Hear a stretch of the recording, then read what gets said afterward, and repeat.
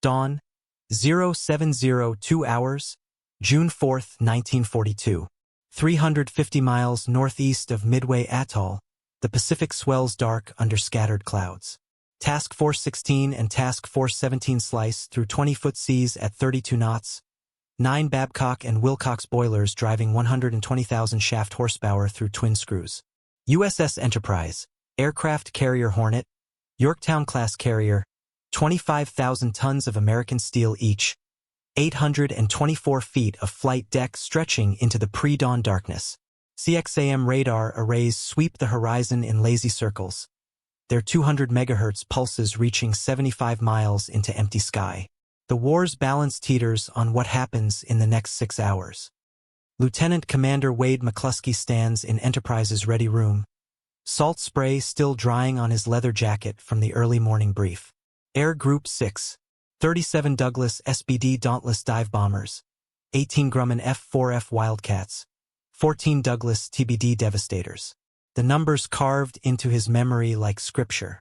90 aircraft total, each one a moving part in the largest carrier operation the United States Navy has ever attempted. On Enterprise's CXAM display, green dots pulse in formation Hornet's Air Group 8 holding station 2 miles to starboard. Yorktown's mixed squadrons racing to catch up from the southeast. 234 American aircraft are about to converge on 4 Japanese fleet carriers that don't know they're coming. The Japanese had made their first mistake 6 months earlier at Pearl Harbor. Admiral Chuchi Nagumo's Kido Butai had sunk battleships, destroyed aircraft, killed sailors by the thousand, but they had missed the carriers. Enterprise had been delivering Marine fighters to Wake Island. Lexington was ferrying aircraft to Midway. Saratoga was on the west coast. The flat tops survived, and with them, America's ability to project power across 3,000 miles of Pacific Ocean. Now those same carriers, led by Enterprise and her Yorktown-class sisters, were about to remind the Imperial Japanese Navy why missing the carriers had been their fatal error. Enterprise's island superstructure cuts through the morning like a steel cathedral, her tripod mast crowned with the latest CXAM-1 radar antenna. The system represented 18 months of American technological evolution, improved servo mechanisms, enhanced accuracy, and the ability to vector fighters with precision unmatched by any navy in the world. On the PPI scope in the Combat Information Center, contacts appear as bright pips against the green background. Japanese reconnaissance aircraft, probing south and east, their search patterns revealing the location of Admiral Yamamoto's main striking force. For carriers, Akagi, Kaga, Soryu, Hiryu. The same ships that had launched 353 aircraft against Pearl Harbor were now steaming toward their destruction, guided by American codebreakers who had been reading their radio traffic for weeks. Captain George Murray watches Enterprise's flight deck from the bridge, his weathered hands gripping binoculars that have seen action from the Marshalls to the Coral Sea. 27 years in the Navy, most of them on surface ships that fired at targets they could see. Carrier warfare demanded a different kind of faith, launching aircraft into empty sky, trusting radar operators and radio navigation to guide them to an enemy fleet 200 miles away. Below him, plane handlers in colored jerseys swarm across the 758-foot flight deck, spotting aircraft for the morning launch. SBD Dauntless loaded with 1,000-pound armor-piercing bombs. TBD Devastators carrying Mark 13 torpedoes that weigh as much as a small automobile. F4F Wildcats with ammunition belts snaking through their wings, ready to clear the sky of defending Zeros. The Yorktown class had been designed for this moment. When the Newport News Shipbuilding Company laid Enterprise's keel in 1934, naval architects had studied every lesson learned from the converted battlecruisers Lexington and Saratoga, the experimental Langley, the purpose-built but underwhelming Ranger. They had created ships that could carry 90 aircraft while maintaining 32 knots in heavy seas, vessels that balanced protection with striking power in ways no other navy had achieved. 3 elevators capable of 45-second cycle times. Armor belts 4 inches thick over vital spaces. Most critically, the aviation fuel capacity to launch and recover multiple strikes without returning to port. Enterprise had burned through 347,000 gallons of avgas in the past month, supporting operations that kept American forces in the fight when Japanese admirals believed the Pacific Fleet had been crippled beyond repair. Yorktown's presence at Midway represents the kind of industrial miracle that Japanese planners had never anticipated. 3 weeks ago, she had limped back to Pearl Harbor with a bomb crater in her flight deck and structural damage that Navy engineers estimated would require 2 months to repair properly. Admiral Chester Nimitz had given the Pearl Harbor Naval Shipyard 72 hours. Around-the-clock work shifts, emergency procurement of steel plate, damage control teams willing to weld seams that would normally take weeks to set properly. Yorktown had sortied with 3 boilers still inoperative and a maximum speed of 27 knots. But she carried a full air group and the determination of a crew that understood what losing this battle would mean for America's ability to continue fighting in the Pacific. The Japanese assessment of American naval strength had been catastrophically wrong. Intelligence reports filtering back to Admiral Yamamoto's headquarters claimed that Yorktown had been sunk at the Coral Sea, that Enterprise and Hornet were the only operational carriers in the Pacific Fleet. In reality, 3 Yorktown-class carriers were about to demonstrate why the United States possessed the most lethal naval aviation force ever assembled. Each ship displaced 19,800 tons at standard load, but their striking power far exceeded vessels twice their size. The secret lay in efficient compact machinery plants that generated maximum horsepower, aircraft handling systems that could launch a full strike group in under 20 minutes, and most critically, the tactical radio networks that allowed coordinated operations across hundreds of square miles of ocean. At 0715, Enterprise's air boss keys his radio. Pilots, man your planes across the flight deck. Aviators in leather jackets and khaki flight suits climb into cockpits that smell of engine oil and high-octane gasoline. Lieutenant Commander Eugene Lindsay straps himself into TBD-1 Devastator number 63. Checking instruments that will guide him to the Japanese fleet and very likely to his death. The Devastator had been state-of-the-art when it entered service in 1937, but 5 years of aviation development had rendered it obsolete. Maximum speed 206 knots, service ceiling 19,700 feet, defensive armament consisting of 130 caliber machine gun operated by a rear seat gunner who could barely see over the aircraft's high sides. The torpedo it carried weighed 2,216 pounds and required a precise attack profile altitude no higher than 60 feet, airspeed no faster than 110 knots, range no greater than 800 yards. Every parameter that made the weapon effective also made the aircraft carrying it an easy target for defending fighters. Lieutenant Richard Best settles into the cockpit of SBD-3 Dauntless No. 6B1. His hands moving through pre-flight checks with the precision of a concert pianist. The Dauntless represented American aviation at its most lethal, a dive bomber capable of placing 1,000-pound bombs within 50 feet of a target from altitudes that defending fighters struggled to reach. Twin 50-caliber machine guns mounted in the engine cowling, a 30-caliber gun in the rear cockpit, and most importantly, the structural strength to pull out of 70-degree dives at speeds that would tear apart lesser aircraft. Best had trained for 2 years to master the Dauntless, learning to compensate for wind drift and target movement while pulling for gravities in a screaming dive that compressed his vision to a tunnel centered on the target below. Hornet's Air Group 8 represents both the promise and the limitations of American naval aviation in 1942. Lieutenant Commander John Waldron's Torpedo Squadron 8 consists of 15 TBD Devastators flown by pilots who average 24 years of age and fewer than 300 hours of flight time. They are the best-trained naval aviators in American history, products of flight schools that had been expanded and accelerated to meet wartime demands. But training could not overcome the fundamental vulnerabilities of an aircraft designed to attack battleships in daylight when enemy fighter opposition was expected to be minimal. The Mark 13 torpedo that each Devastator carried suffered from a 70% failure rate, a weapon so unreliable that successful attacks required multiple hits to ensure that at least one torpedo would detonate properly. The physics of carrier aviation impose brutal constraints that no amount of courage can overcome. Enterprise's flight deck measures 758 feet from bow to stern, but effective launching distance is reduced to 500 feet by the island's superstructure and parked aircraft. A fully loaded Dauntless requires 400 feet of deck run to achieve flying speed, leaving margins measured in seconds and feet. Pilots who miss the deck edge during takeoff face a choice between ditching in the ocean or attempting to gain altitude with insufficient airspeed, a maneuver that kills aviators with mathematical regularity. Those who survive launch face navigation challenges that would have been impossible before the development of radio homing beacons and radar-equipped fighter directors. Finding 4 aircraft carriers in 100,000 square miles of Pacific Ocean requires precision that depends on instruments, weather, and luck in equal measure. At 0720, Enterprise begins launching aircraft. Her 2 hydraulically powered catapults can accelerate a 12,000-pound aircraft from 0 to 60 knots in 150 feet, but most launches rely on the carrier's forward motion and the pilot's ability to coax maximum performance from engines operating at emergency power settings.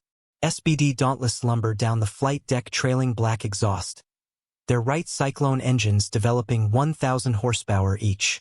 F4F Wildcats follow, lighter and more agile but carrying ammunition loads that reduce their already limited range. The TBD Devastators require the most runway, their torpedo loads and obsolescent engines demanding every foot of available deck space. Yorktown's air group launches with the precision of a force that has learned hard lessons at the Coral Sea.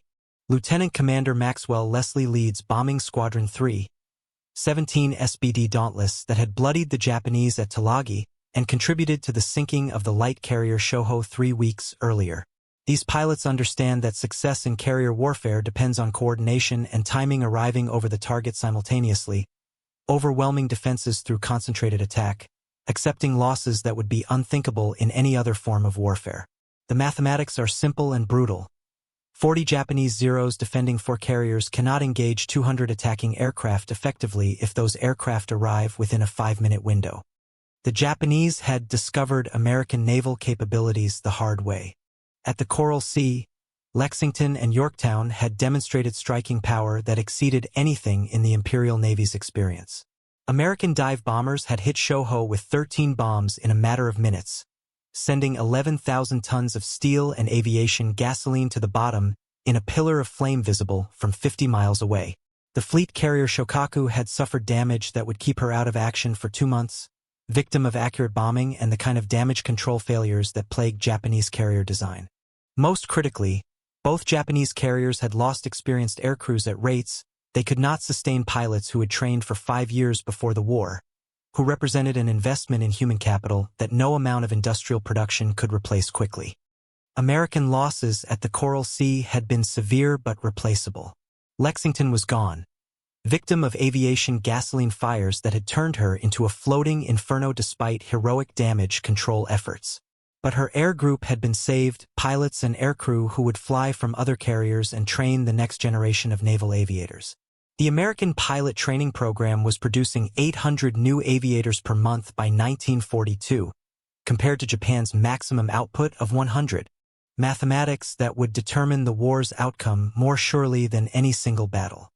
At 0730, Hornet completes her launch sequence. Air Group 8 disappears into scattered clouds, following a heading that will take them west-northwest toward the projected location of the Japanese striking force. Unknown to Lieutenant Commander Stanhope Ring, who leads the formation, Admiral Nagumo has changed course to the north, a tactical decision that will send 35 American aircraft on a flight that ends in the Pacific Ocean when their fuel runs out. But Lieutenant Commander John Waldron, leading Torpedo Squadron 8, has made his own navigation calculations. He breaks away from Ring's formation and turns toward a heading that will intersect the Japanese fleet at the moment when its combat air patrol is focused on defending against attacking torpedo bombers. The technology gap between American and Japanese naval aviation was narrower than either side understood in 1942. Japanese carriers were faster, their aircraft more maneuverable, their pilots more experienced in combat operations. But American ships possessed advantages that were invisible until battle was joined. CXAM radar allowed fighter directors to vector defending aircraft with precision that Japanese carriers could not match. Damage control systems based on compartmentalization and redundancy enabled American ships to survive hits that would cripple or sink their Japanese counterparts. Most critically, American industrial capacity was producing replacement aircraft and trained pilots at rates that dwarfed Japanese output, a disparity that would become decisive as the war continued. Enterprise's CXAM display shows the morning's tactical picture with crystalline clarity. Japanese reconnaissance aircraft probe south and east, their search patterns revealing both the location of the enemy fleet and the gaps in their coverage. Lieutenant Commander Wade McClusky adjusts his course to exploit those gaps, leading 37 SBD Dauntless through broken clouds that hide their approach until the final moments of attack. The radar operators who guide them represent a new category of naval specialist technicians who fight battles by reading electronic signatures on green-tinted screens, translating radio pulses into tactical intelligence that allows outnumbered American forces to achieve local superiority at the critical moment. The morning sun climbs toward its zenith as 234 American aircraft converge on the Japanese fleet from 3 different directions. Enterprise's Air Group 6 approaches from the southeast, Yorktown's mixed squadrons from the southwest, while the surviving elements of Hornet's Air Group 8 struggle to maintain formation after their navigation error. The Japanese Combat Air Patrol consists of approximately 50 Mitsubishi A6M0 fighters, aircraft superior to the F4F Wildcat in every performance category except structural strength and firepower. In individual combat, the Zero typically prevailed. But carrier warfare is not decided by individual combat, it is won by the side that can deliver the most ordnance on target in the shortest possible time. Admiral Nagumo's decision to attack Midway Island with his first strike had committed him to a tactical sequence that left his fleet vulnerable during the critical hour when American carriers launched their attack. Japanese doctrine required aircraft to be rearmed and refueled below decks, a process that took 45 minutes for a full air group. The 4 carriers of the Keto Butai were caught with their flight decks clear of aircraft, their hangars packed with bombers loaded with fuel and ordnance, their combat air patrol reduced to the minimum necessary to defend against isolated attacks. American intelligence had provided the timing, American industry had provided the weapons, but American aviators would have to deliver the knockout blow with precision that allowed no margin for error. At 0955, Torpedo Squadron 8 sights the Japanese fleet.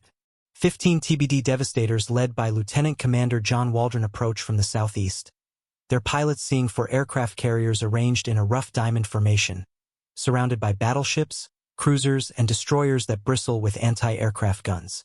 Waldron's radio transmission to his squadron is brief and fatalistic. Attack immediately, the Devastators begin their torpedo runs at an altitude of 50 feet. Their approach speeds reduced to 110 knots by the requirements of the Mark 13 torpedo, their only protection the inadequate armor of aircraft designed for operations in 1937. Japanese Zero fighters descend on Torpedo Squadron 8 like wolves attacking sheep. The Devastator's defensive armament consists of one .30 caliber machine gun, operated by a rear seat gunner whose field of fire is restricted by the aircraft's high wing and bulky fuselage. Against fighters capable of 331 knots in level flight and armed with 2 20mm cannon plus 2 77mm machine guns, the TBD represents a target rather than a threat. Lieutenant Commander Waldron's aircraft goes down first, hit by cannon fire that ignites his starboard fuel tank. Ensign George Gay watches his squadron leader's Devastator cartwheeling into the Pacific, then continues his own torpedo run as Zeros attack from every angle. 14 more TBD Devastators follow Waldron into the Pacific. Some are shot down by fighters, others by the concentrated anti-aircraft fire from Japanese destroyers positioned on the periphery of the formation. Ensign Gay's aircraft takes hits in the engine and wing route, but he manages to drop his torpedo at 800 yards from the carrier Soryu before crashing into the ocean 50 yards from his target. 29 of the 30 men in Torpedo Squadron 8 are dead within 10 minutes, their sacrifice apparently meaningless. Not one torpedo finds its mark, victims of both the Mark 13's mechanical deficiencies and the tactical impossibility of low-altitude attacks against alerted defenses. But Torpedo Squadron 8's attack achieves a tactical result that its crews could not have anticipated. The Japanese Combat Air Patrol, drawn down to sea level by the approaching TBD Devastators, is out of position when Enterprise and Yorktown's dive bombers arrive at 20,000 feet. Lieutenant Commander Wade McClusky's SBD Dauntless approach from the southeast in a shallow dive that gives them airspeed and altitude advantage over any defending fighters that might climb to intercept them. The sky above the Japanese fleet is empty. 50 Zeros are either engaging the final elements of VT-8 or returning to their carriers for fuel and ammunition. At 10:22, McClusky's dive bombers roll into their attacks on the carriers Kaga and Akagi. The SBD Dauntless achieves its design purpose in the next 4 minutes, demonstrating why American naval aviation doctrine had emphasized dive bombing over torpedo attack. Approaching from 20,000 feet in 70-degree dives that build airspeed to over 250 knots, the Dauntless are nearly impossible to intercept. Their 1,000-pound bombs, released from altitudes that allow minimal deflection from wind or target movement, strike with the precision of artillery fired at point-blank range. Kaga takes 4 direct hits in rapid succession. The first bomb strikes her flight deck forward of the island, penetrating to the hangar deck where it detonates among aircraft being prepared for the second wave against Midway. Aviation gasoline fires spread with explosive speed through compartments designed for maximum aircraft storage rather than damage control. The second and third bombs hit the carrier amidships, their explosions triggering secondary detonations among armed aircraft and fuel supplies. The fourth bomb destroys Kaga's island structure, killing most of her senior officers and eliminating any possibility of coordinated damage control efforts. Akagi suffers a single hit that proves more devastating than multiple bombs on other targets. Lieutenant Dick Best's 1,000-pound bomb penetrates the flight deck near the amidships elevator, detonating in the upper hangar among aircraft armed with bombs and torpedoes for the anticipated second strike against Midway. The explosion triggers a chain reaction that spreads through 3 decks, igniting fuel supplies and ordnance magazines with volcanic force. Akagi's flight deck buckles upward from internal explosions, her island structure wreathed in flames that reach 300 feet above the waterline. Simultaneously, Lieutenant Commander Maxwell Leslie leads Yorktown's Bombing Squadron 3 against the carrier Soryu. 17 SBD Dauntless in perfect formation, their approach undetected by radar operators focused on surface contacts and low-altitude threats. Leslie's attack demonstrates the lethal efficiency of coordinated dive bombing aircraft arriving over target within 30 seconds of each other. Bomb releases time to saturate defenses that cannot engage multiple targets simultaneously. Soryu takes 3 direct hits that transform her from a functional aircraft carrier into a floating pyre within minutes. The mathematical precision of American dive bombing reflects months of training that Japanese naval aviation had never attempted to match. Every SBD pilot had practiced high-altitude approaches, steep dives, and accurate bomb placement on targets moving at 30 knots. They had learned to compensate for crosswinds, target movement, and the optical illusions created by diving at extreme angles. Most critically, they had trained as squadrons, learning to coordinate attacks that overwhelmed defenses through concentration of force rather than individual heroics. In 6 minutes, 3 of the 4 aircraft carriers that had attacked Pearl Harbor were burning and beyond salvage. The tactical situation that had favored Japan since December 7th was reversed with devastating suddenness. The Keto Butai, which had operated with impunity across the Pacific for 6 months, was reduced to a single functional carrier and a combat air patrol 2 depleted to mount effective defense.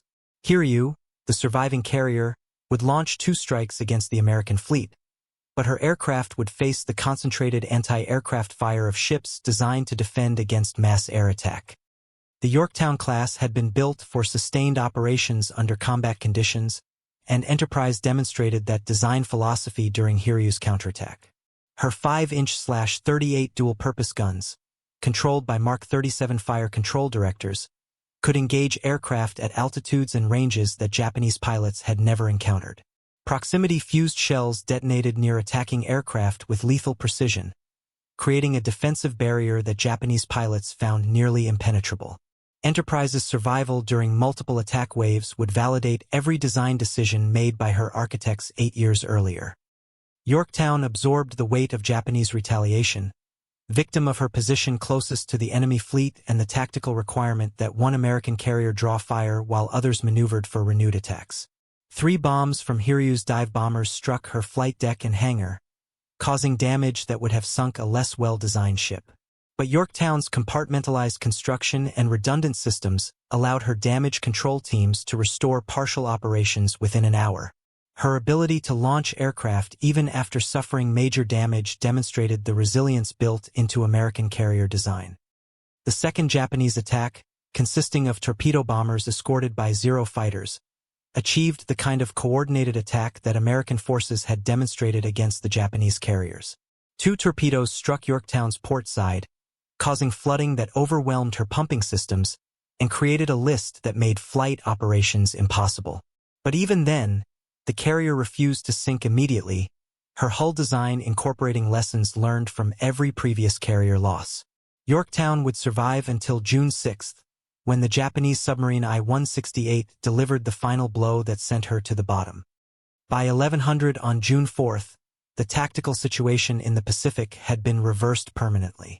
For Japanese fleet carriers were sinking or abandoned, their air groups destroyed, their experienced aircrews dead or struggling in the water. The striking force that had dominated the Pacific for 6 months had been annihilated by aircraft launched from 3 American carriers whose existence Japanese intelligence had either denied or ignored. Admiral Yamamoto's plan to destroy the Pacific Fleet in a decisive battle had succeeded, except that his own fleet was the one destroyed. The strategic implications of Midway extended far beyond the loss of 4 aircraft carriers. Japan's naval aviation training program, which had produced the elite aircrews that dominated Pacific skies for 6 months, could not replace the experienced pilots killed at Midway. American pilot training programs, expanded to wartime levels, were producing replacement aircrews at rates 8 times higher than Japanese capability. The industrial balance that Japanese planners had hoped to overcome through rapid conquest had shifted decisively in America's favor. Enterprise's return to Pearl Harbor on June 13 marked the end of the period when American naval forces operated at a numerical disadvantage in the Pacific. The surviving Yorktown-class carrier had proven that American naval aviation could not only match Japanese capability but exceed it when properly coordinated and equipped. Enterprise would continue fighting until the war's end, participating in every major carrier operation in the Pacific, accumulating battle honors that made her the most decorated ship in United States naval history. The morning of June 4, 1942, demonstrated why the Yorktown class represented the peak of pre-war American naval design. Built within the constraints of international treaties that limited tonnage and armament, these 3 carriers had achieved maximum efficiency in aircraft operations, damage control, and sustained combat capability. They had absorbed the best lessons learned from earlier carrier designs while incorporating innovations that would influence every subsequent American carrier design. Japanese naval planners had fundamentally misunderstood American industrial capability and tactical doctrine. They had designed their strategy around the assumption that crippling the Pacific Fleet at Pearl Harbor would force a negotiated peace before American production could replace losses. Instead, American shipyards were launching escort carriers at rates that dwarfed pre-war construction programs, while training schools were producing aircrews in numbers that Japanese planners had believed impossible. The battle also revealed the critical importance of intelligence and communications in modern naval warfare. American codebreakers had provided strategic warning that allowed Admiral Nimitz to position his forces for maximum tactical advantage. CXAM radar had given American commanders real-time intelligence about enemy positions and movements. Most critically, radio communication had enabled coordinated attacks by aircraft launched from carriers operating hundreds of miles apart. The destruction of the Kido Butai marked the end of Japanese naval supremacy in the Pacific, but it also validated American naval doctrine that had been controversial before the war. Critics had argued that aircraft carriers were too vulnerable to operate in contested waters, that their aircraft lacked the range and payload to replace battleship-fired guns. Midway proved that properly designed carriers, equipped with effective aircraft and operated by well-trained crews, could deliver striking power that exceeded any previous weapons system. The tactical lessons learned at Midway would influence American naval operations for the remainder of the war. Coordinated attacks by multiple air groups became standard operating procedure, overwhelming enemy defenses through concentration of force rather than dispersed raids.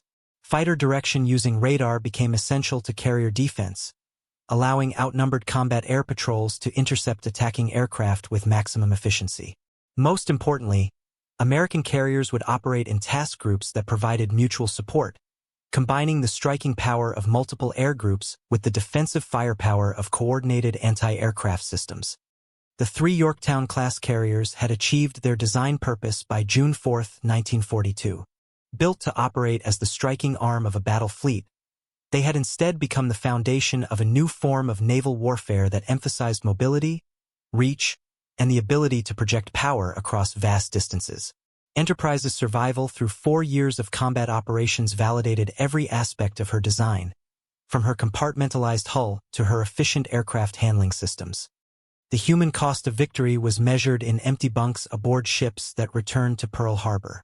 Torpedo Squadron 8's sacrifice had not been futile. Their attack had drawn Japanese fighters down to sea level at the critical moment when dive bombers arrived at altitude. The tactical coordination that made this possible represented months of training and years of doctrinal development, preparation that had begun long before the first shot was fired. Japan's failure to destroy American carriers at Pearl Harbor had forced them to fight the war they were least prepared to win, a prolonged conflict that would be decided by industrial capacity and the ability to replace losses. The Yorktown class had bought America the time needed to mobilize that industrial capacity, surviving the desperate months when numerical inferiority made every engagement a calculated risk.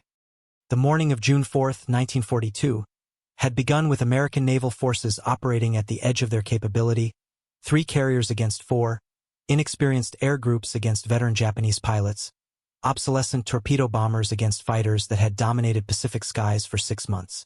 It ended with the balance of naval power shifting permanently in America's favor, the result of superior design, better intelligence, and the kind of tactical coordination that industrial societies could achieve when properly motivated. Enterprise would fight until August 1945, participating in operations that carried American forces to the shores of Japan itself.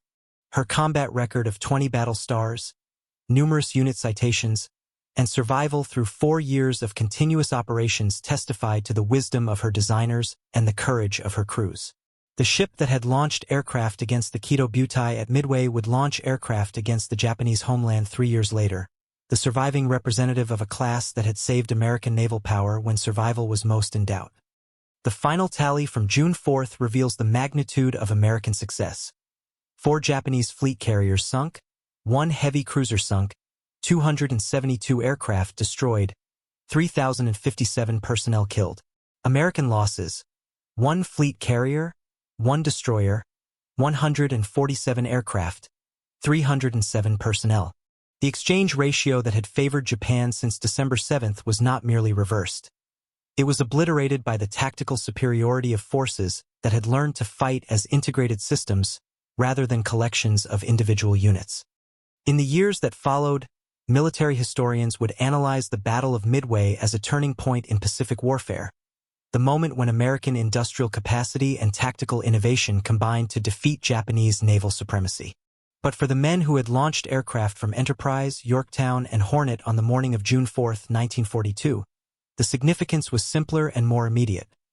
They had prevented Japanese forces from establishing a base within bombing range of Hawaii, preserved American naval power in the Pacific, and demonstrated that industrial democracies, when properly organized and equipped, could achieve military results that authoritarian regimes had believed impossible.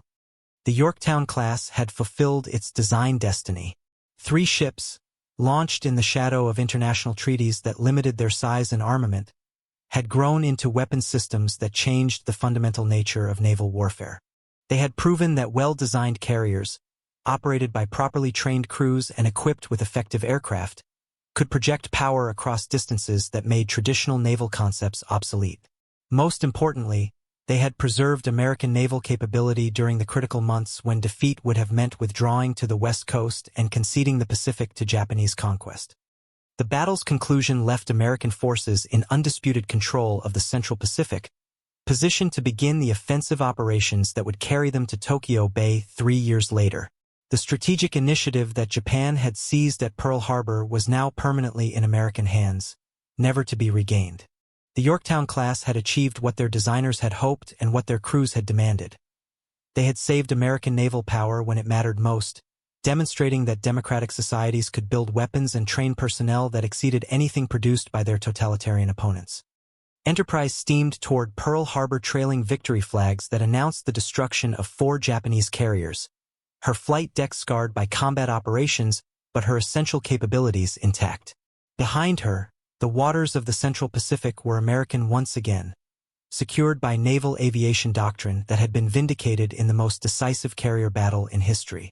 The morning of June 4, 1942, had begun with the Pacific Fleet outnumbered and desperate. It ended with American naval supremacy restored and the Empire of Japan committed to a defensive war it could not win.